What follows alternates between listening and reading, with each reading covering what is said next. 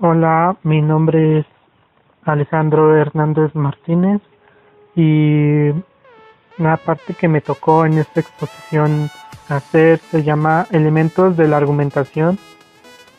Este, bueno, pues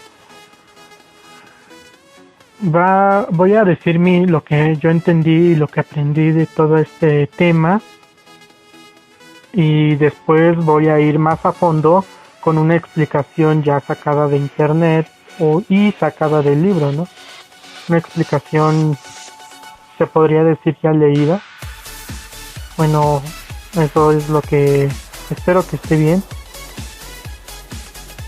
Bueno, los elementos de la argumentación están conformados por la tesis, el argumento, el contraargumento, la figura retórica y la falacia.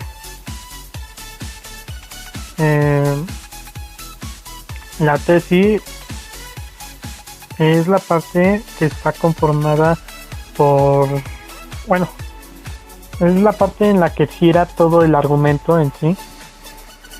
Los argumentos son los elementos característicos por la cual reciben el nombre de los textos argumentativos.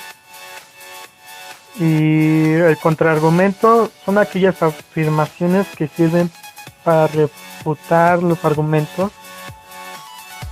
Las figuras retóricas es un recurso más que utiliza el autor para convencer y para tratar de hacer una conexión emocional con el lector. También la falacia es la parte en donde se reconoce los falsos argumentos, es decir, exposiciones o explicaciones que pretenden tener una tesis cuando no hay tesis y no hay argumentación. Existen varios tipos y me aprendí solamente 3, que es la generalización, el ataque personal y la falsa relación de causalidad, algo así. Y eso ahorita lo voy a explicar. La generalización es una de las más comunes porque podemos cometer el error incluso sin darnos cuenta. En ella se hace una afirmación a partir de una muestra muy pobre en sí. El ataque personal, cuando existe un ataque a las personas, no es a lo que dice. El hecho de tener cualquier tipo de sentimientos negativos por cierta persona no invalida su argumentación.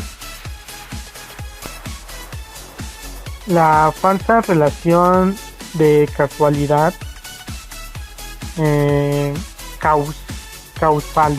algo así, que esgrimen premisas buscando una consecuencia sin una relación directa. Bueno, termino con esta parte y me voy a la explicación más a fondo de todo y espero que esté bien esta parte de la exposición. Bueno, eso es todo por mi parte. Bueno, encontré esta forma para exponer. Aparte no está prohibido, ya que este es la parte donde se va a explicar a fondo el tema de la exposición. Espero no salir reprobado. Sin más, empiezo. Esta es la parte que nos dice el libro. Elementos de la argumentación. Los textos argumentativos se valen de una serie de recursos para lograr persuadir al enunciatario. A continuación te señalamos algunos elementos que se pueden observar en el texto. Tesis. Es la idea central en torno a la cual gira todo el argumento y que se trata de demostrar en el cuerpo del artículo. En este caso la tesis es muy clara y está señalada desde el abstract. Argumentos. Son los elementos característicos y por los cuales reciben su nombre los textos argumentativos. Se trata de razonamientos y datos comprobables que le permiten al autor demostrar su tesis. Contraargumentos. Son aquellas afirmaciones que sirven para refutar los argumentos.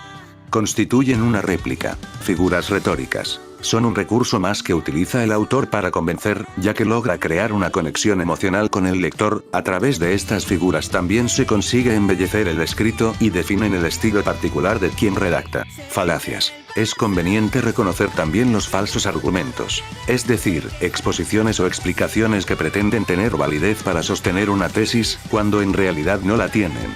A este tipo de recursos, que intentan pasar como argumentos, se le llama falacias y existen varios tipos. Esos son generalización, apelar a la compasión, ataque personal, falsa autoridad, falsa relación de causalidad, etc. Esta parte es sacada de Internet.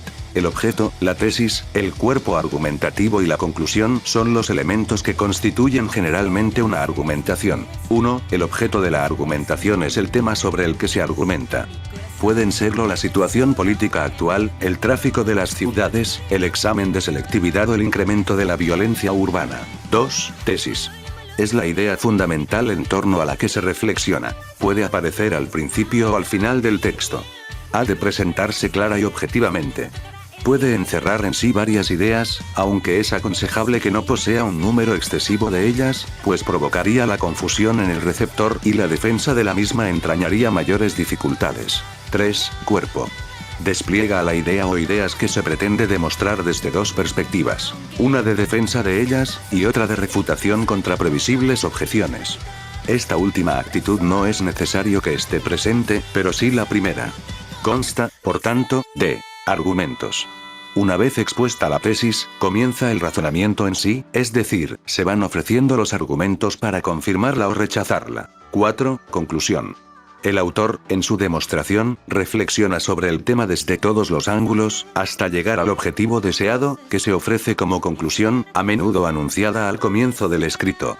Puede presentarse de varias formas. Afirmación de una tesis.